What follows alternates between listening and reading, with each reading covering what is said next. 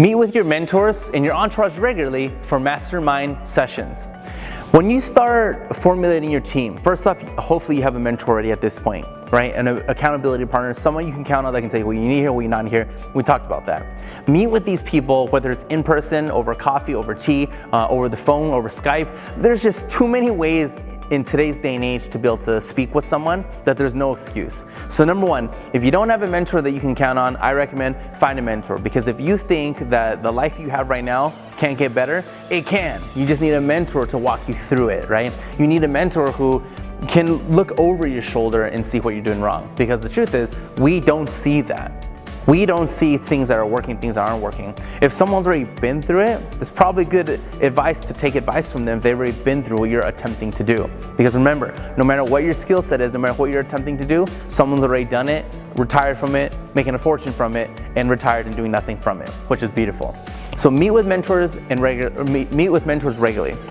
I recommend meeting with your team regularly, right? Regularly meeting with your teammates, the people on your team that you can count on that want to help grow your company, that want to help grow what you do, that want to help grow the church, that want to help grow you, that want to help grow them, that want to help grow whatever the underlying mission of what you're attempting to do. Meet with these people regularly, right? Do mastermind sessions. Ask people for their opinion. Ask them to tell you, so what do you think? If it was, in your opinion, would you do this? Do you think it's good, right? Instead of you always making the decision, because if you're always making the decision, you might be missing something that other people don't see.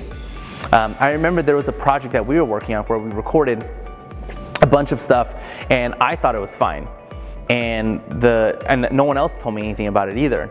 And then finally, when we brought it to the rest of the team, they all started to say things about it, how it needs to be changed and this and that. And I never would have said anything. I never would have changed it if it weren't for them outspoken and saying something. And also the truth is, if I was closed-minded to what they're saying, I wouldn't have even listened to them. But I did listen to them, and I did everything that they said to do. I redid that. So you have to be open-minded also to change, because what you think is okay, let other people break it down. Let other people give you a diagnostic on what they think of it, because you'd be surprised how you might get a completely different answer from what you thought was okay, and they hate it. What they hate, you love. You just never know. Right? So meet with your mentors and your entourage regularly for those mastermind sessions.